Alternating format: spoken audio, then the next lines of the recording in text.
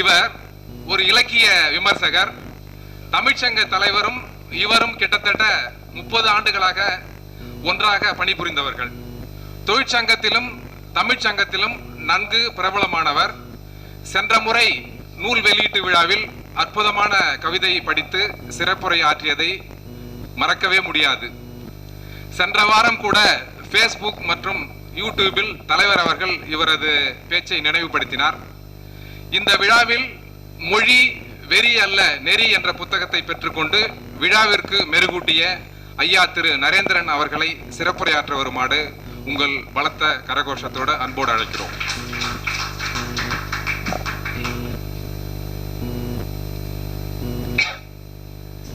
மணி 4 அடிக்க 5 நிமிஷம். நான் அதிகபட்சமா 4:30 மணிக்கு முடிச்சிருவேன்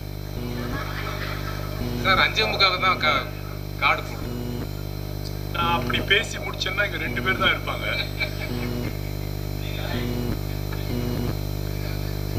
சென்னைக்கு பக்கத்தில் காஞ்சிபுரம் இருக்கிறது. காஞ்சிபுரத்தில் தான் ஜெயேந்திர சரஸ்வதி சங்கராச்சாரியாருடைய மடமும் இருக்கிறது. தினமும் சங்கராச்சாரியார் மடத்திற்கு போய் நூற்றுக்கணக்கான மக்கள் பெரியவா அவரை பார்த்து ஆசீர்வாதம் பெற்று அவரவர்கள் குடும்பத்தில் நடக்கிற பல்வேறு விஷயங்களை அவர்களிடம் சொல்லி அவருடைய அருள் பெற்று வருவதும் தங்களுடைய மனதிற்கு ஆறுதல் வார்த்தை பெற்று வருவதும் வழக்கம். அப்படி ஒரு நாள் ஜெயேந்திரரை பார்க்க ஒரு 50-60 பேர் கியூவிலே நின்று கொண்டிருக்கிறார்கள். ஜெயேந்திரர் ஒவ்வொருவராய் பார்த்து அருள் வாக்கு பாலிக்கிறார்.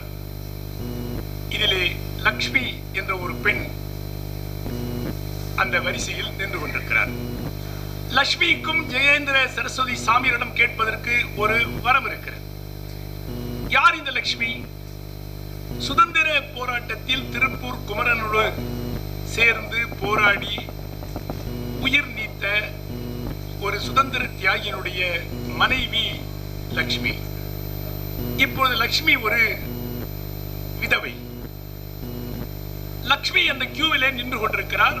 கியூ கொஞ்சம் கொஞ்சமாய் போய் கொண்டிருக்கிறது. ஜெயேந்திர சரஸ்வதி சாமிகள் ஒவ்வொருவருடைய கோரிக்கைகளையும் கேட்டு அவருக்கு அருள் பாலிக்கிறார். லக்ஷ்மி மனதிலே நினைத்துக் கொண்டிருக்கிறார், இவர் லோக குரு, மகா குரு, உலகத்தில் பலருக்கும் பல்வேறு ஆலோசனைகள் சொல்பவர், அனுபவத்தையே வாழ்க்கையாக கொண்டவர். இவரிடம் எப்படி நமது கோரிக்கையை வைப்பது? அக்கம் பக்கத்தில் இருப்பவர்கள் நம்ம என்ன நினைப்பார்கள்? ஆம், லக்ஷ்மியினுடைய கோரிக்கை என்ன? எனக்கு ஒரு ஆண் துணை வேண்டும், எனக்கு ஒரு ஆண் துணை வேண்டும் என்று லக்ஷ்மி பெரியவர் சங்கராச்சாரியாரிடம் கேட்க இருக்கிறார். இவருக்கு வயது 30, இவர் விதவை. முன்னால் இருப்பவர் ஒவ்வொருவராய் பேசிக் கொண்டிருக்கிறார்கள். பின்னால் இருப்பவரை திரும்பி பார்க்கிறார் லக்ஷ்மி. இவர்கள் எல்லாம் இருக்கிற போது நாம் எப்படி பெரியவரிடம் போய், ஐயா, நான் 18 வயதில் திருமணமாகி 2 ஆண்டுகள் அதற்கு பின் என் கணவர் இறந்த பிறகு என் தாய் தந்தையும் இழந்து ஒரு பசுமாட்டை வைத்துக் கொண்டு அதிலே பால் கறந்து வியாபாரம் செய்து ஒரு தனி பெண்ணாக வாழ்ந்து கொண்டிருக்கிறேன், எனக்கு ஒரு ஆண் துணை வேண்டும் என்று எப்படி சங்கராச்சாரியார் பெரியவரிடம் நாம் கேட்பது? அவர் ஒப்புக்கொள்ளுவாரா? அவர் லோக குருவாயிற்று. நமது கோரிக்கையை அவர் எப்படி செவிமடுக்க கூடும்? இன்றைய இருக்கிற இந்த ஆகம வேத சனாதன சமுதாயத்தில் அவர் நமக்கு அப்படி ஒரு வாய்ப்பை வழங்குவாரா? இது நியாயம்தானா? இப்படியெல்லாம் யோசித்துக் கொண்டிருக்கிறார் லக்ஷ்மி. கியூ கொஞ்சம் கொஞ்சமாய் நகர்ந்து கொண்டே இருக்கிறது. கிட்டத்தட்ட தோழர்கள், அங்க யாரும் பேசக்கூடாது, நீங்க பேசுனா நான் பேச மாட்டேன், உங்க செல்போன் எல்லாம் சைலண்ட்ல போடணும், பேச்சுன்னா எங்களுக்கு டிஸ்டர்ப் ஆயிடுவேன். கியூ நகர்ந்து கொண்டிருக்கிறது. ஒவ்வொருவராய் சொல்லுகிறார்கள். பெரியவர் ஒவ்வொருவருக்கும் ஆசி வழங்குகிறார், கனி வழங்குகிறார், ஆப்பிள் வழங்குகிறார், எலுமிச்சம்பழம் வழங்குகிறார், அவருக்கு வந்து சால்வையை வழங்குகிறார், அவருக்கு யாரேனும் புத்தகம் கொடுத்தால் அது வழங்குகிறார், யாராவது மிக வறுமையில் இருக்கிறார் என்றால் அவரிடம் முடிந்தால் காசு கொடுக்கிறார். இப்படியாக கொடுக்கிறார். இப்பொழுது லக்ஷ்மிக்கு முன்னால் ஒருவர் நின்று கொண்டிருக்கிறார். அவருக்கு அடுத்து லக்ஷ்மி. லக்ஷ்மிக்கு முன்னால் இருப்பவர் சங்கராச்சாரியார் பெரியவரிடம் ஒரு எலுமிச்சை மாலையை கொடுத்து அவருக்கு போடுகிறார். பெரியவர் சொல்லுகிறார், ஏன் எலுமிச்சை மாலை? ஆம், நீங்கள் நிறைய மக்களை சந்தித்து உஷ்ணமாகி விட்டீர்கள். ஆகவே இந்த எலுமிச்சை பழ மாலை உங்கள் உஷ்ணத்தை குறைக்கும். அது மட்டுமல்ல, இன்றைய தினம் சமுதாயத்தில் பலரும் பல பித்துக்கள் பிடித்து அலைகிறார்கள். பணப்பித்து, காமப்பித்து, குடும்பத்தில் சொத்துகள் சம்பந்தமான பித்து, இப்படி பித்து பிடித்து அலைகிறார்கள். ஆகவே இந்த பித்தெல்லாம் தீர வேண்டும் என்பதற்காக இந்த எலுமிச்சம்பழை மாலை என்று சொல்லி எலுமிச்சம்பழை மாலையை போடுகிறார். காமப்பித்து என்கிற வார்த்தையை கேட்டபோது லட்சுமிக்கு சற்று மனம் நலனார். ஓ, நம்ம தான் சொல்றாங்களோ, நாம் ஆண் துணை கேட்கதானே நின்று கொண்டிருக்கிறோம், நாம் விதவை ஆயிற்றே என்று லட்சுமி நினைக்கிறார். இருந்தாலும் பரவாயில்லை, நாம் கேட்க வந்ததை பெரியவரிடம் கேட்டு விடுவோம் என்று லட்சுமி நினைக்கிறார்.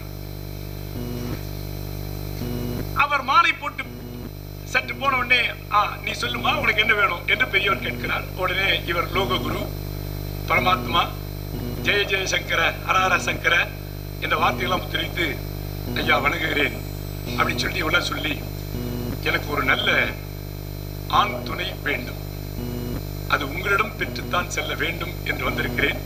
எனது கணவர் உங்களுக்கு தெரியும், ராமசாமி ஐயர், திருப்பூர் குமரனோடு போராடியவர். ஓ, அவருடைய மனைவியா? சரிம்மா, நீ அப்படி ஓரமா கொஞ்சம் நில்லு அப்படின்னு பெரியவர் இந்த லட்சுமியை ஓரமா நிக்க சொல்றார். அதுக்கப்புறம் லட்சுமிக்கு பின்னாடி இருக்கிறவரை வாங்குவோங்கிறார். பின்னாடி இருக்கிறவர் ஒரு தட்டுல வாழை இலை வைத்து அந்த வாழை இலை மீது இருக்கிற ஒரு 6 மாத பச்சிலம் குழந்தையை கொண்டு வந்து ஜெயேந்திர சரஸ்வதி சங்கராச்சாரியருடைய காலடியிலே வைக்கிறார். இது என்ன என்று கேட்கிறார் சங்கராச்சாரியார். ஐயா, இது ஒரு குழந்தை, 6 மாதமே ஆகிறது. எங்கள் வீட்டுக்கு பக்கத்திலே இருந்த ஒரு தெருவில் கார் ஆக்சிடென்ட். அந்த கார் ஆக்சிடென்ட்ல கணவனும் மனைவியும் இறந்து விட்டார்கள். இந்த குழந்தை மட்டுமே உயிரோடு தப்பியது. அதில் இருக்கிற தகவல்களை எல்லாம் எடுத்து நாங்கள் அந்த பெற்றோர்களுக்கு தொலைபேசியிலே தொடர்பு கொண்டோம். அவர்கள் சொன்னார்கள், இல்லை, அவர்கள் காதல் கல்யாணம் செய்து கொண்டு எங்களையும் மீறி குழந்தை பெற்றுக் கொண்டவர்கள். நாங்கள் ஜாதி பிரஷ்டம் செய்து விட்டோம், இனி அவர்களை பற்றி எங்களுக்கு எந்த தொடர்பும் இல்லை என்று சொல்லிவிட்டார்கள். இந்த குழந்தைகளை நாங்கள் எப்படி வளர்ப்பது என்று எங்களுக்கு தெரியவில்லை. ஆகவே லோக குருவாகிய நீங்கள், ஜெகத்குருவாகிய நீங்கள் இந்த குழந்தையை எப்படியாவது மடத்தில் வளர்க்க வேண்டும், அல்லது மடத்தின் பொறுப்பில் நீங்கள் யாரிடமாவது கொடுத்து வளர்க்க வேண்டும் என்ற இந்த குழந்தையை உங்கள் முன்னால் வைக்கிறோம் என்று சொல்லுகிறார். உடனே குழந்தையை அவர் அப்படியான அந்த வாழை இலையை வைத்து விட என்கிறார். குழந்தையை தண்ணீர் தெளித்து குழந்தையை எட்டி பார்க்கிறார். குழந்தை ஆண் குழந்தை, குழந்தை ஆண் குழந்தை. உடனே அவர்கள், சரி நீங்கள் செல்லுங்கள், நாங்கள் பார்த்துக் கொள்கிறோம் என்று சொல்லி அவர்களை அனுப்பிவிட்டு ஜெயேந்திரர் அந்த ஆண் குழந்தையை பார்த்து லட்சுமியை அழைக்கிறார். லட்சுமி, இங்கே வா, நீ கேட்ட ஆண் துணை இது, நீ இந்த குழந்தையை எடுத்துக்கொள் என்று சொல்லுகிறார். உடனே, ஆஹா, லோககுருன்னா நீங்க தான் லோககுரு, என்ன பிரமாதமா, நான் ஒரு ஆண் துணை வேணும்னு கேட்டேன், எனக்கு ஒரு ஆண் துணை கொடுத்துட்டீங்க. இனி என் வாழ்நாள் முழுவதும் இந்த குழந்தையோடு நான் போக்கிக் கொள்வேன். உண்மையிலே நீங்கள் மிக அதிபுத்திசாலி, இந்த இந்து சமுதாயமே உங்களை வணங்குவதற்கு இதுதான் காரணம் என்று சொல்லி அந்த குழந்தையை தோளில் போட்டு நடந்து ஒரு 10 அடி செல்லுகிறார். இதோடு இந்த சிறுகதை எழுதியவர் அந்த கதையை முடிக்கிறார். கதைக்கு தலைப்பு கேட்ட துணை. கேட்ட துணை. இத்தோடு கதை முடிகிறது. கேட்ட ஆண் துணை தனக்கு கிடைத்தது என்ற மகிழ்ச்சியில் லட்சுமி குழந்தையை தோளில் போட்டுக்கொண்டு 10 அடி போய்விடுகிறார். இந்த கதையை படித்த அடுத்த சிறுகதை எழுதாளர் இதற்கு தொடர்ச்சியாக இன்னொரு கதை எழுதுகிறார். என்ன கதை? அதுவும் தொடர்ச்சியாக வருகிறது. என்னவென்றால், அவர் அப்படி போன உடனேயே அந்த மடத்திற்கு சங்கராச்சாரியார் ஜெயேந்திர சரஸ்வதி சுவாமிகளுக்கு பிறகு அந்த மடத்தின் அதிபதியாக ஆக்குவதற்கு, மாற்றுவதற்கு, பட்டயம் சூட்டுவதற்கு 3 வாலிபர்களை தயார் செய்து கொண்டிருக்கிறார் சங்கராச்சாரியார். அந்த 3 வாலிபர்களிலே முதன்மையான வாலிபன் ஒருவன் மிகவும் புத்திசாலி, அதிபுத்திசாலி. அவன் 20 வயது இருக்கிற போதே அவருடைய பெற்றோர்கள் இவருடைய புத்திசாலத்தை பார்த்து இங்கு சங்கரமடத்திலே கொண்டு வந்து ஒப்படைத்து விட்டார்கள். அவர் ரொம்ப பிரமாதமான கிரிக்கெட் வீரன், செஸ் ஆடுவான், நிறைய படிப்பான். அந்த மாணவன் இந்த ஜெயேந்திரர் அந்த பொண்ணு கேட்ட ஆண் துணையை கொடுத்ததை பார்த்து அந்த பொண்ணு குழந்தையை போட்டு போனோன்னு நேரா ஒருத்த மடத்துல இருக்கிற வேலைக்காரரை கூப்பிட்டு அந்த பொண்ணை கூப்பிடு அப்படிங்கிறார். அந்த ஆண் துணை வாங்கி தோல்ல போட்டுக்கொண்டு குழந்தையை போன லட்சுமி திரும்பி வருகிறார். யார் என்ன கூப்பிடுறது? ஓ, மீண்டும் லோககுரு கூப்பிடுறாரோ? இந்த குழந்தை மட்டும் கொடுத்துட்டுமே, இந்த குழந்தைக்கு செலவுகளுக்கு என்ன பண்ணுவா அப்படின்னு நினைச்சு ஏதோ ஒரு 50,000 20,000 காசு கொடுக்கிறாரு போல இருக்கு அப்படின்னு திருப்பி வந்தா, யார் கூப்பிட்டது? அவர் தான் கூப்பிட்டாரு. அவர் யாரு?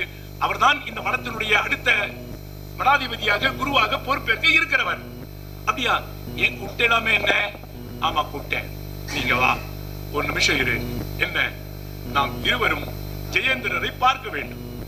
ஏன்? இல்ல, பார்க்கணும் வா. உடனே ஒருத்தட்ட கேட்கிறான், ஐயா எல்லாருடைய ஆட்களுக்கும் தரிசனம் கொடுத்துட்டு அடுத்து குளிச்சுட்டு மீண்டும் கோயிலுக்கு போவாரு. குளிக்க போயிட்டாரா பாரு. டோர் திறந்து பார்க்கலாம். ஐயா எல்லாருடைய குறைகளையும் கேட்டுட்டார். இப்ப நோ பப்ளிக் வியூ, அதெல்லாம் முடிஞ்சிருச்சு. அவர் குளிக்க போறார். குளிக்க போற நேரத்துல இந்த அடுத்த குருவாக கூடிய வாலிபன், ஐயா வணக்கம் அப்படின்னு போய் கொண்டு, என்னப்பா என்ன? நான் குளிச்சுட்டு வந்துடுறேன், என்னோட வா, நம்ம 2 பேரும் கோயில் பிரகாரத்தை சுத்திட்டு வந்துடலாங்கிற. இல்ல, அதுக்கு முன்னால உங்ககிட்ட நான் பேசணும். என்ன பேசணும்? ஐயா, இந்த மடத்திற்கு அநேகமாக அடுத்து இன்னும் 15 நாள் அல்லது 1 மாதத்துக்குள் அடுத்த மடாதிபதியாக நீங்கள் பட்டாபிஷேகம் சூட்ட இருக்கிறீர்கள்.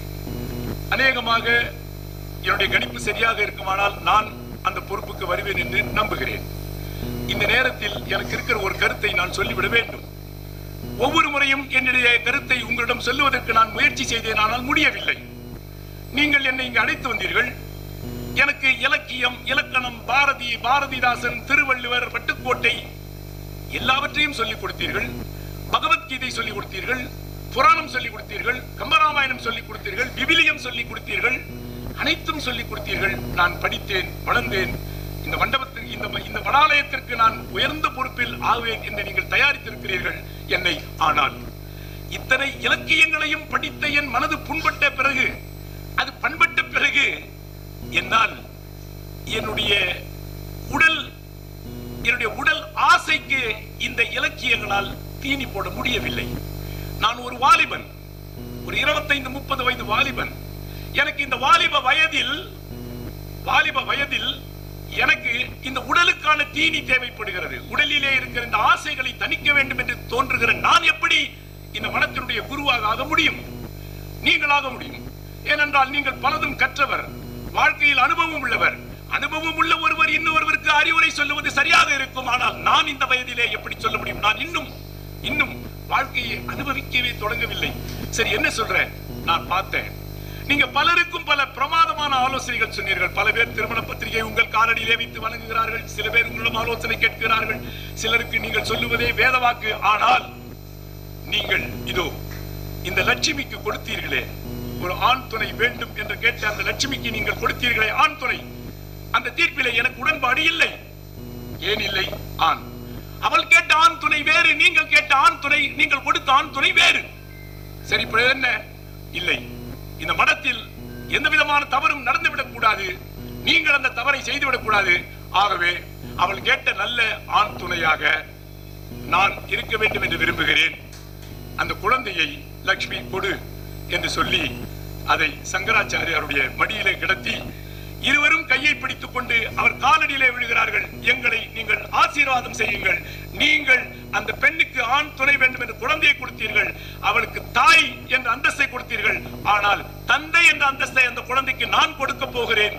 அதுதான் இந்த மண்டபத்தில், இந்த மடாலயத்தில் நீங்கள் கொடுக்கிற சரியான நீதிமன்ற தீர்ப்பாக இருக்க முடியும் என்று சொல்லி அந்த குழந்தையை இவர் தூக்கி கொண்டு இவன் தோளில் போட்டுக்கொண்டு லட்சுமியை கைபிடித்து நடந்து போகிறான்.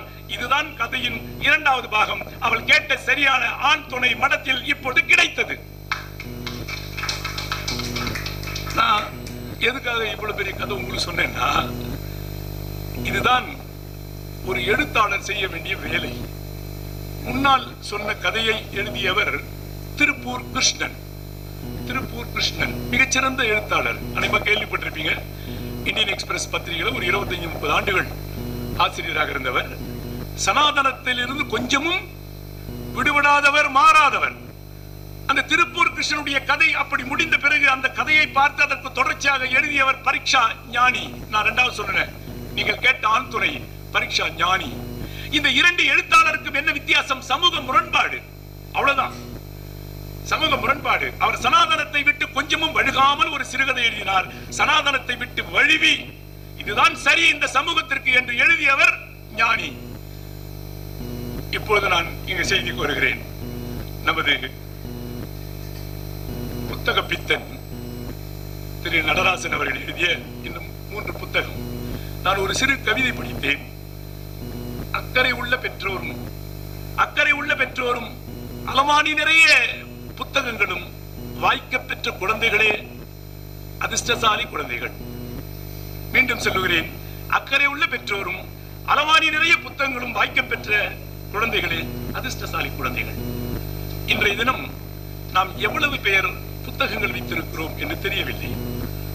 இந்த புத்தகம் 3 புத்தகம் அவரிடம் கொடுத்தார். நான் படித்தேன். எனக்கு அந்த ஆர்டர்லாம் நான் போடல. நான் போட்ட ஆர்டர் வேற, பட் ஆர்டரா இருக்கணும்னு அவசியம் இல்லை. நான் முதலில் பெண் பேதை அல்ல மேதை, அதுக்கப்புறம் மொழி அறிவுரை. நான் அந்த புத்தகத்துக்குள்ள போகல. ஏன்னு கேட்டா, தொழிற்சங்க தலைவர்கள் அது பிரிச்சு மேயறதுக்கு முன்னாடியே தமிழ்ச்சங்க தலைவர்கள் அது பிரிச்சு மேய்ஞ்சிட்டீங்க. ஆகவே நான் நிறைய எழுதி வச்சேன். எப்பவுமே என் ஸ்டைல் எப்படின்னா, நான் நிறைய எழுதி வைப்பேன். கடைசியா பேசுறது வாய்ப்பு கொடுப்பாங்க, நான் அதெல்லாம் அவாய்ட் பண்ணிடுவேன். ஏன்னா நமக்கு முன்னாடி பேசுறவங்க பேசிடுவாங்க. ஆகவே நான் பக்கம் போட்டு வரி போட்டு இது நல்லா இருக்கு அது நல்லா இருக்கு நிறைய எழுதியிருக்கேன். அதெல்லாம் இப்ப நான் உங்களுக்கு சொல்ல போறதில்லை. ஆனால் ஏன் இந்த எழுத்து என்னன்னா, இந்த கதை நான் ஏன் சொன்னா, அவர் இந்த பல இடங்களில் இந்த சனாதனத்தை மீறி இருக்கிறார். பெண்கள் குறித்தும் அப்படித்தான், மொழி குறித்தும் அப்படித்தான். அவர் சாதாரண நெறி குறித்து சொல்லிக்க அறிவுரை அல்ல அக்கறை, அதுவும் அப்படித்தான். பெண் குறித்து அவர் எழுதின பல விஷயங்கள் இருக்கு, நான் படிக்க போறதில்லை, உங்ககிட்ட சொல்லல. ஆனா ஒரு சமூகத்தில் பெண் எப்படி இருக்க வேண்டும் அப்படிதான். இப்ப நான் சொல்லல, ஆண் துணை அப்படிதான் இருக்கணும். அது என்ன தவறு? அந்த சனாதனத்தை நீங்க உடைக்கிறன்னா அது என்ன தவறு? அந்த சமூகத்தில் உடைக்கணும்ல. நான் கல்லூரி படிக்கிற போது என்னோடு ஒரு மாணவன் தான் நல்ல தமிழ்ல கவிதை எல்லாம் எழுதுவான். அப்பெல்லாம் இந்த வரதட்சணை கொடுமை ரொம்ப கொடுமையா இருக்கும். இப்பவும் இருக்குது பல இடங்கள்ல, ஆனா அது நமக்கு தெரியறது இல்ல, நம்ம நகரப்புறங்கள் இருக்கிறதுனால. அதனால அவன் ஒரு கவிதை எழுதுறான். என்னன்னா, பொண்ணு கல்யாணம் பண்ணின்னு மாமனார் கணவர் வீட்டுக்கு புது வீட்டுக்கு போகுது. அப்பா சொல்லி விடுறாருமா, நிறைய பண்ணிருக்கிறோம், சீர் சினத்திலாம் உன்னை வாழ வைக்கிறோம், போற இடத்துல எப்படி இருக்கும்னு தெரியல. ஒரு கால் ஏதாவது உன்ன பிரச்சனை அப்பப்ப கடிதம் போடு. இப்பதான் வாட்ஸ்அப் வந்திருக்கு, அப்பெல்லாம் இன்லைன் லெட்டர் கார்டு தானே, கார்டு கடிதம் எல்லாம் போடு அப்படி சொல்லி அனுப்புறாரு. என்ன சொல்லி அனுப்புறாரு, சில இடங்கள்ல மாமனார் மாமியார் வீட்டுல பேனா கூட ஒழிச்சு வைப்பாங்க, எழுதக்கூடாதுன்னு. அப்பா அம்மாக்கு லெட்டர் எழுதக்கூடாதுன்னு. சில இடங்கள்ல பென்சிலும் ஒழிச்சு வைப்பாங்க. அதனால நான் உனக்கு ஒரு அட்வைஸ் கொடுக்குறேன், நீ ஏதாவது பேனாவோ பென்சிலோ கிடைச்சா எழுது. நீ பேனால எழுதுறதையும் பென்சில் எழுதுறதையும் நம்ம இப்படி வச்சுக்கலாம். உன்னை நல்லா வச்சுக்கிட்டு இருந்தாங்கன்னா ஒன்னும் பிரச்சனை இல்லை, நீ பேனாலே எழுது. அன்புல்லப்பா நான் நல்லா இருக்கிறேன் அப்படின்னு. உன்னை நல்லா வச்சுக்கல அப்படின்னா பென்சில் எழுது அப்படி சொல்லி அனுப்புறாரு. அப்ப ஒரு கவிதை, மகளே மாங்கல்யம் மின்ன நீ மறுவீடு செல்லுகிறாய், சென்ற இடத்திலே நீ சிறப்பாய் இருந்தால் பேனாவால் எழுது, உன்னை பெரிதும் அல்லல் படுத்தினால் பென்சிலால் எழுது, வார்த்தைகளை ஏற்று வணங்கி வாழச் சென்றால் மகள். வாரங்கள் வடிந்தன, மாதங்கள் கடந்தன, காத்திருந்த தந்தையின் கையில் வந்து சேர்ந்தது கடித பறவை. ஆவலோடு பிரித்து பார்த்தார் பேனா எழுத்து. மிகவும் மகிழ்ந்தார். அன்புள்ள அப்பா, இங்கு நான் நலம், அங்கு நீங்கள் எப்படி? இங்கு எனக்கு எல்லாமும் கிடைக்கிறது, பென்சிலை தவிர.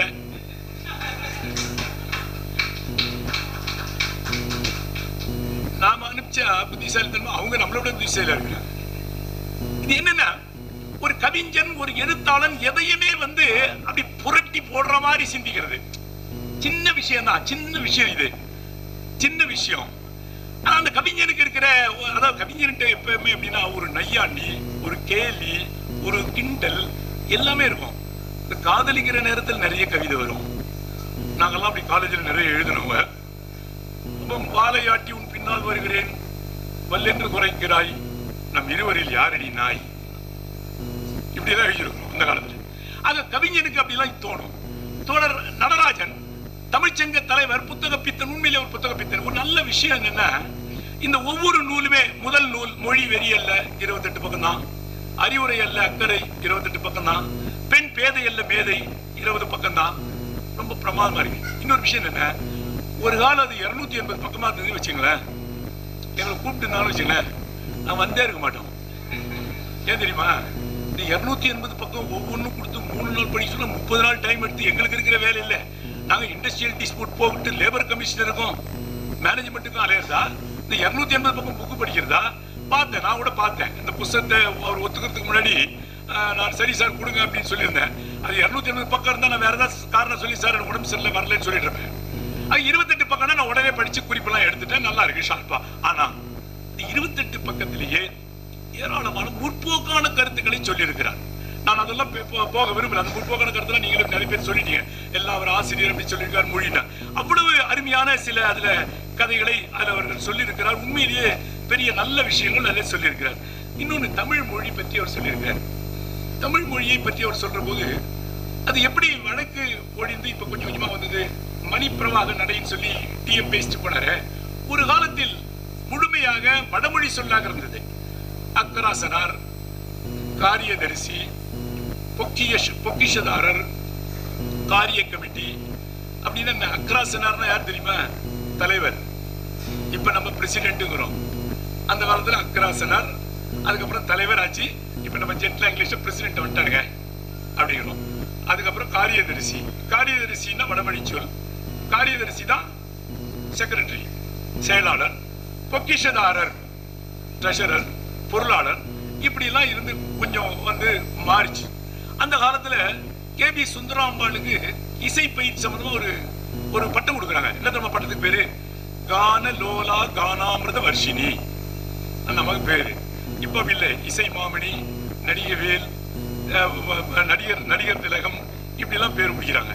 ஆக காலப்போக்கில் அப்படி வந்தோம். ஆனால் இப்ப என்ன நிலைமைன்னா, கொஞ்சம் கொஞ்சமாக சமஸ்கிருதத்தில் இருந்து தமிழுக்கு மாறிவிட்ட இந்த சூழலில் தமிழும் ஆங்கிலமும் கலந்து பேசுகிறோம் என்பதை அவர் சுட்டி காட்டிருக்கிறார். நிறைய ஸ்ட்ராட்டஜி சொல்றார். ஒவ்வொரு மொழியும் எப்ப பிறந்தது எல்லாம் நிறைய ஏராளமான தகவல் சொல்றாரு. அதெல்லாம் சொல்ல விரும்பல. ஏன்னா இந்த நூல் வெளியீட்டு விழால பேசுறதுடைய நோக்கம் என்ன? நூலை நீங்கள் படிக்க வேண்டும், உங்களை படிக்குவதற்கு தூண்ட வேண்டும் தான். நாங்க பேசிட்டோம்னா அலம்பூக்கு அவரு சொல்லிட்டாரு, அதுல அதுக்கு போய் வாங்கி இருக்கிறது அப்படிங்க. அதான் அண்மையில காசி அனந்தன் அப்படிங்கிறவர் இந்த மாதிரியான ஒரு வைத்தறிச்சலில் தமிழ் மொழியை, ஒரு நல்ல பண்பாட்டு மொழியை இப்படி சிதைக்கிறார்களேன்னு அவர் வந்து எப்படி தமிழும் ஆங்கிலமும் கலந்து இப்பொழுது தமிங்கலமாய் நாம் பேசுகிறோம் அப்படிங்கிறத சொல்றார். அன்னையை தமிழ் வாயால் மம்மி என்று அழைத்தாய், அழகு குழந்தையை பேபி என்று அழைத்தாய், என்னடா தந்தையை டேடி என்று அழைத்தாய், இன்னுயிர் தமிழை கொன்றி நீ தொலைத்தாய், உறவை லவ் என்றாய் உதவாத சேர்க்கை, வைஃப் மனைவியை வைஃப் என்றாய் பார் உந்தன் போக்கை, இரவை நைட் என்றாய் விடியாது உன் வாழ்க்கை, இனிப்பை ஸ்வீட் என்றாய் அறுத்தறி உன் நாக்கை, வண்டிக்காரன் கேட்டால் லெப்டா ரைட்டா, வழக்கறிஞன் கேட்டால் என்ன தம்பி ஃபைட்டா, துண்டுக்காரன் கேட்டால் கூட்டம் லேட்டா, துண்டுக்காரன் கேட்டால் கூட்டம் லேட்டா, தொலையாதா தமிழ் இப்படி கேட்டா, பாட்டன் கையில் என்ன வாக்கிங் ஸ்டிக்கா, பாட்டின் உதட்டிலே லிப்ஸ்டிக்கா, வீட்டில் பெண்கள் தலையில் என்ன ரிப்பனா, வெள்ளைக்காரன் தான் உனக்கு அப்பனா.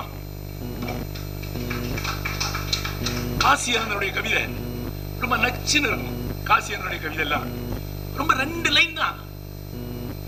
2 லைன் தான். எஜமானர் வேலைக்காரனை குறிப்பிட்டார், டேய் நாயே அந்த பீட்டரை வாசலில் இழுத்து கட்டு. எஜமானன் வேலைக்காரனை கூப்பிட்டார், டேய் நாயே அந்த பீட்டரை இழுத்து வாசலில் கட்டு.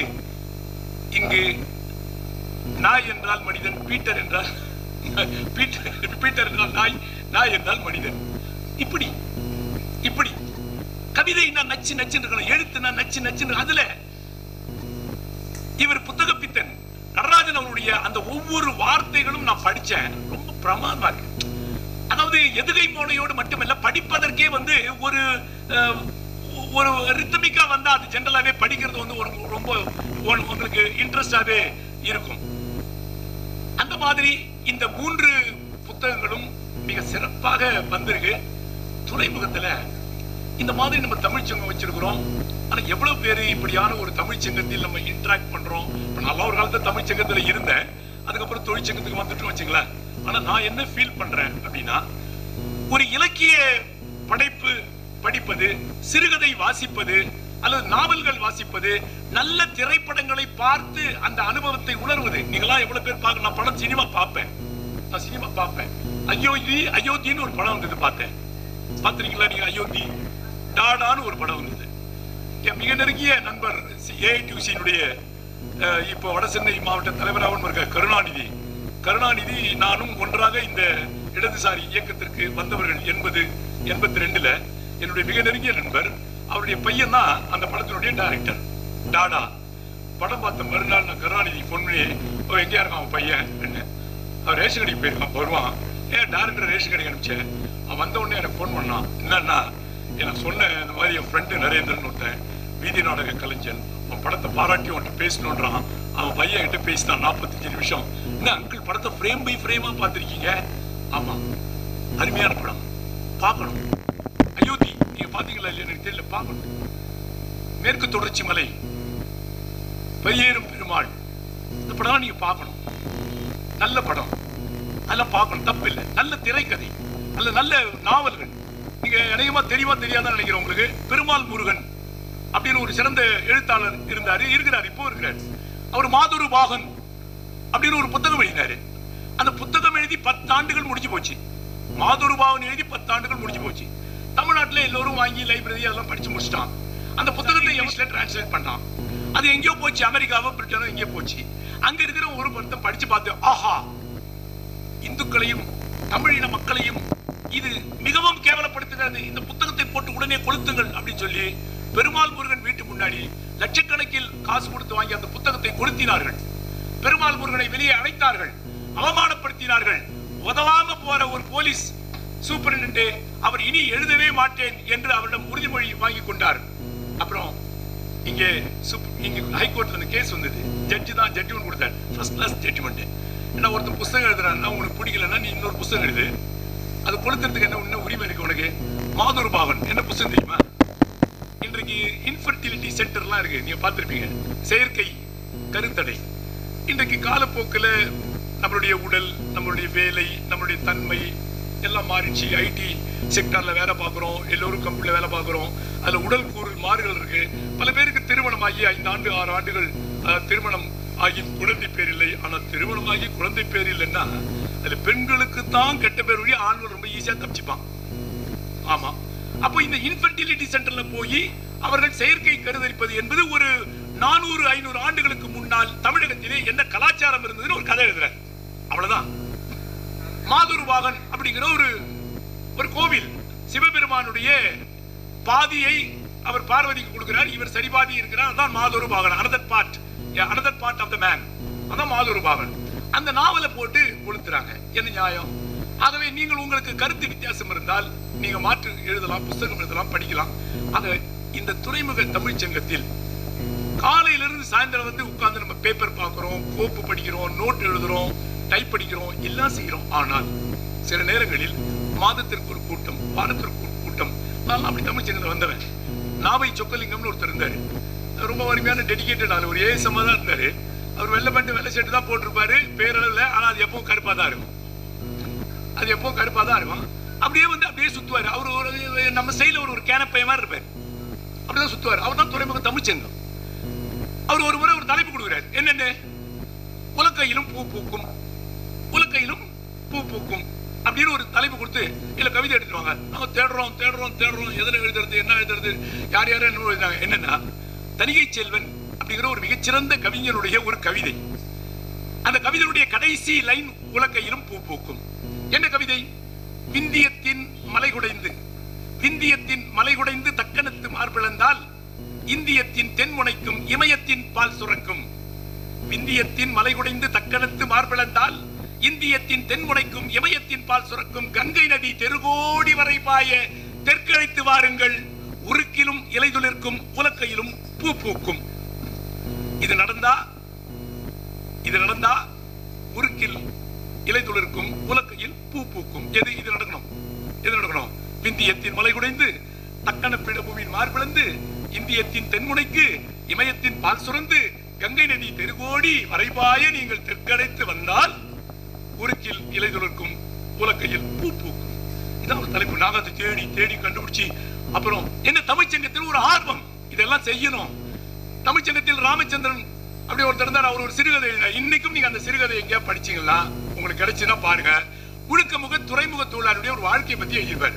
ஒருத்தர் ஒரு கிரனைட் கல்லு, அந்த கிரனைட் கல்லு வந்து ஏத்தாம ஒருத்தர் அந்த கிரனைட் கல்லு மேல ஒருத்தர் படுத்து தூங்குவான் ஒரு ராத்திரி. அந்த கிரனைட் கல்லு கொண்டு வந்து ஒரு டிரைவர். அதுக்கப்புறம் நவீனமாக துறைமுகம் மாறுகிற போது டிரான்சிஷன். நான் லாஸ்ட் டைம் ஒரு ரிட்டையர்மெண்ட் பார்ட்ல சொன்னேன். ஆக துறைமுகத்துல உண்மையிலே நமக்கு கிடைத்த வரப்பிரசாதம் என்ன என்றால் இந்த தமிழ்ச்சங்கம். பல பேருக்கு அது ஒரு வடிகால், எங்களுக்கு எல்லாம் வடிகாலாக இருந்தது. நான் என்னுடைய சொந்த அனுபவம் என்னன்னா, ஒரு நல்ல இலக்கியவாதியாக இருப்பவர் நிச்சயமாக நல்ல தொழிற்சங்கவாதியாகவும் இருக்க முடியும். அப்படி இருக்கிற போதுதான் நீங்கள் பேசுகிற பேச்சாக இருக்கட்டும், அல்லது பொதுக்கூட்டமாக இருக்கட்டும், தெருமுனை கூட்டமாக இருக்கட்டும், நீங்கள் எழுப்புகிற கோஷமாக இருக்கட்டும், அது அட்ராக்டிவா இருக்கும், கவர்ச்சிகரமாக இருக்கும். ஆகவே தமிழ்ச்சங்கத்தில் நாம் ஒவ்வொருவரும் சேர வேண்டும். இந்த மாதிரியான நூல்களை நாம் படிக்க வேண்டும். வாரத்திற்கு ஒரு முறை நாமே ஒரு சுழற்சி முறையில் படித்ததில் பிடித்தது, அல்லது ஒரு சர்க்கிள், ஒரு ரவுண்ட் அப், ஒரு 5 பேர் உட்கார்ந்து இதே புத்தகத்தை ரவுண்டா ஒரு 5 பேர் இதே ஹால்ல ஒரு 5 மணிக்கு மேல நீங்க உட்காருவீங்களா இல்லைன்னு தெரியல. 5 மணிக்கு மேல உட்கார்ந்து ஆளுக்கு ஒரு பக்கம் படிப்பா, ஒரு பக்கம் படி, ஜஸ்ட் ஒரு 10 மினிட்ஸ்ல முடிஞ்சிடும். படிச்சோன்னே சரி ஆளுக்கு ஒரு கருத்து சொல்லுங்கப்பா, இதுல ஒண்ணு எனக்கு என்ன கருத்து, உனக்கு என்ன கருத்து, இது மாதிரி ஐடென்டிக்கலா ஏதாவது நீங்க கவிதை படிச்சிருக்கீங்களா, அப்படிலாம் படிச்சோம்னா நமக்கு இன்னும் கூடுதலாக நமது நாலேஜ் வளரும். நமக்கு ஆட்டோமேட்டிக்கா என்ன தெரியுமா வரும், 4 புத்தகம் படிச்சோன்னே நமக்கு ஒரு புத்தகம் எழுதணும்னு தோணும். உமா மகேஸ்வரி வந்திருந்தாங்க, போயிட்டாங்களா இல்ல இருக்கிறாங்க. உமா மகேஸ்வரியினுடைய ஒரு இப்படிதான ஒரு புத்தகம் பார்த்தேன். அது ஒன்னும் ஒரு பக்கா பப்ளிஷ்டு புக் எல்லாம் இல்லை. ஆனா அவங்களுடைய சிற்றுரை தேடல் நான் தான் அது மறந்துட்டேன். ஏன்னா அதை விட நிறைய நாங்க கிராஜுவிட்டி ஆக்ட் எல்லாம் படிச்சுட்டு இருக்கிறோம், அதனால அதை மறந்துட்டேன், வேற ஒன்றும் இல்லை. ஆகவே நீங்க என்னன்னா உங்களுக்கு ஒரு இன்ஸ்பிரேஷன் வரும். உமா மகேஸ்வரன் எனக்கு இன்னைக்கு நேரத்தில் நான் அந்த கூட்டத்தில் சொல்லிட்டேன். உமா மகேஸ்வரன் எனக்கு ரொம்ப காலமா தெரியும். உமா மகேஸ்வருடைய அப்பாவும் என்னுடைய மனைவியும் ஒரே ஆபீஸ்ல கமர்ஷியல் டாக்ஸ்ல வேலை பார்த்தவங்க. ஒவ்வொரு முறையும் ஆயுத பூஜை அன்னைக்கு கூப்பிடுவாரு. நான் போய் பிரசாதம் சாப்பிடுவேன். எனக்கு சாமி மேல நம்பிக்கை இருக்குது, இல்ல பிரசாதத்து மேல நம்பிக்கை இருக்குது, அதை வாங்கி சாப்பிட்டு வந்துடுவேன். அவங்க அப்பா மீனாட்சி சுந்தரம் என்னமோ சம்திங் பேர்ல, மீனாட்சி சுந்தரம் வெரி ஃபைன். எங்க வைஃபுக்கு அவர் வந்து என்ன சொல்றது, காட்ஃபாதர், ஒரு எவர் மாதிரி, தந்தை மாதிரி. என்ன தவறாம என்ன கண்டிப்பா கூட்டு போவா எங்க வைஃப். அப்படியான ஒரு ஃபேமிலியோட. ஆகவே துறைமுக தமிழ்ச்சங்கத்தில் நமக்கு ஈடுபாடு இருக்க வேண்டும். இந்த புத்தகங்கள் உள்பட ஏதோ நாம் வந்து பேசினா தான் டீட்டெயிலா போறேன். நான் நிறைய எழுதி வச்சிருந்தேன். Page number 7, page number 18, page number 19, மருந்து பார்த்து அருந்து அது இது உறிஞ்ச முதல் நிறைய எழுதியிருக்கேன். நான் அதெல்லாம் பேச விரும்பல, நான் கட் ஷார்ட் பண்ணிட்டேன். ஏன்னா நீங்க அதை ரொம்ப இன்ட்ரோஸ்பெக்ட் பண்ணிட்டீங்க. நீங்க அக்கு வேற ஆணி வேற தான் சொல்லிட்டீங்க, நீங்க பிரிச்சு போட்டு அதை மேய்ஞ்சிட்டீங்க. ஆகவே நான் அதை வேலை செய்ய விரும்பல. மீண்டும் ஒரு முறை என்னுடைய தாழ்மையான வேண்டுகோள், ஏதோ வாழ்க்கையில் பிறந்தோம், வளர்ந்தோம், வாழ்ந்தோம் என்று இல்லாமல் எதையாவது நம்ம டாக்குமெண்டேஷன் பண்ணணும். இப்போ புத்தக பித்தன் என்ற பெயரில் இருக்கிற தோழர் நடராஜன் அவர்கள், இவர் இல்லை என்றாலும் இவருடைய இந்த எழுத்து பேசும், இவருடைய இந்த எழுத்து காலம் காலமாய் பேசும். அதனால்தான் ஒவ்வொருவரும் சொல்லுகிறோம், உங்கள் வாழ்க்கையில் நீங்கள் ஏதாவது சாதிக்க வேண்டும். டாக்குமெண்டேஷன் அது 28 பக்கமா இருக்கலாம், 28 பக்கமா இருக்கலாம், 20 பக்கமா இருக்கலாம். நம்ம ஒரு முயற்சி பண்ணணும் அப்படிங்கிற மாதிரி ஒரு தூண்டுகோலாக இருக்க வேண்டும். அந்த அளவிலே இந்த 3 நூல்கள் எழுதியது மட்டுமல்லாமல் என்னுடைய கருத்தில் அது அத்தனையும் ஒரு முற்போக்கான எண்ணத்தில் தான் இருக்கிறது. அது தமிழ் மொழி வளர்ச்சியாக இருக்கலாம், அது அறம் நெறி என்பது குறித்து இருக்கலாம், பெண் விடுதலை பற்றியும் இருக்கலாம். எல்லாவற்றிலும் முற்போக்கான கருத்து இருக்கிறது. அந்த முற்போக்கான கருத்தில் உடன்பாடு இருக்கிற காரணத்தால் தான் நான் இங்கு ஒப்புக்கொண்டேன். ஒரு காலத்தில் ஏதேனும் முரண்பாடு எனக்கு இருந்திருந்தால் அந்த ஒரு சின்ன புத்தகம் இருந்திருந்தால் கூட அதை சொல்லியிருப்பேன். ஒரே ஒரு சின்ன விமர்சனம் இருக்குது. என்ன, பெண் பேதை அல்ல மேதை என்ற புத்தகத்துல 14வது பேஜினுடைய லாஸ்ட் பாராவும் 15வது பேஜினுடைய முதல் பாராவும் அப்படியே ரிப்பீட் ஆகிருக்குது. அதாவது புத்தகத்தை ஒழுங்கா படிச்சிருக்கிறேன், அவ்வளவுதான். அந்த கரெக்ஷன் மட்டும் அதுல பாத்துங்க. தொடர்ந்து இந்த மாதிரி புத்தகத்தை அவர் வெளியிட வேண்டும். அவர் வெளியிடுகிற இந்த புத்தகம் மற்றவர்களுக்கும் ஒரு ஆதர்ஷ சக்தியாக இருக்க வேண்டும். மற்றவரும் இதை படிக்க வேண்டும் நினைக்க வேண்டும். இந்த புத்தகத்தை நீங்கள் காசு கொடுத்து வாங்கி படிக்கிறீர்களோ இல்லையோ, அட்லீஸ்ட் தமிழ்ச்சங்கத்தில் இந்த மாதிரி ஒரு அரங்கத்தில் வாரத்தில் ஒரு நாள் அந்த புத்தகத்தை ஒரு வட்டம் போட்டு புத்தக வாசிப்பு என்பதை வாசியுங்கள். உங்களுக்குள்ள ஒரு வாசகர் வட்டம் போட்டு அந்த புத்தகத்தை அறிமுகம் செய்வது. எங்களை மாதிரி பெரிய அப்பாட்டக்கர்லாம் கொண்டா நீங்க பேச வைக்காதீங்க, நீங்களே பேச முயற்சி பண்ணுங்க என்று சொல்லி மீண்டும் ஒரு முறை இப்படியான ஒரு சிறந்த நிகழ்ச்சியை இங்கே ஏற்பாடு செய்த துறைமுக தமிழ்ச்சங்க நிர்வாகிகள், நண்பர்கள், தோழர்கள், அதனுடைய ஆக்டிவிஸ்ட், அவருடைய உறுப்பினர்கள் அனைவருக்கும், எங்களை போன்ற தொழிற்சங்கவாதிகளையும் அழைத்து தமிழ்ச்சங்கத்தோடு இணைத்த இந்த விழா குழுவினர் அனைவருக்கும் நெஞ்சார்ந்த நன்றி பாராட்டி இடம் சார்கிறேன். வணக்கம். மிக்க நன்றி சார். ஒரு அருமையான கதை அல்ல நிஜத்தை தனக்கே உரிய பாணியில் எளிமையாக தெளிவாக எடுத்து கூறி தன் உரையை ஆரம்பித்து ஒரு எழுத்தாளரின் ஆமா சார் கரெக்டான டைமிங் முடிச்சார். ஒரு எழுத்தாளரின் திறமை எப்படி இருக்க வேண்டும் என்பதை வலியுறுத்தி அப்பா மகளின் கடித பரிவர்த்தனையை நகைச்சுவையாக எடுத்து கூறி, சார் அந்த அப்பா ஒரு பாக்கெட்டு பெண்ணும் ஒரு பாக்கெட்டு பென்சிலும் வாங்கி அமைச்சிருந்தாருன்னா இந்த குழப்பமே வந்திருக்காரு சார். இப்ப பெரும்பாலும் பெண்கள் ரிப்பன் அணிவது இல்லை, அது ஒன்று சொல்லிக்கிறாங்க. எழுத்தாளர் திரு பெருமாள் முருகன் பற்றியும் அவரின் புத்தகத்தை பற்றியும் சிறப்பாக எடுத்து கூறி, துறைமுக தமிழ்ச்சங்க நிறுவனர் பற்றியும் துறைமுக எழுத்தாளர்கள் பற்றியும் எடுத்து கூறி தனக்கே உரிய பாணியில் விரிவாக அருமையாக நகைச்சுவையாக சிறப்புரையாற்றிய ஐயா அவர்களுக்கு மனமார்ந்த நன்றிகள்.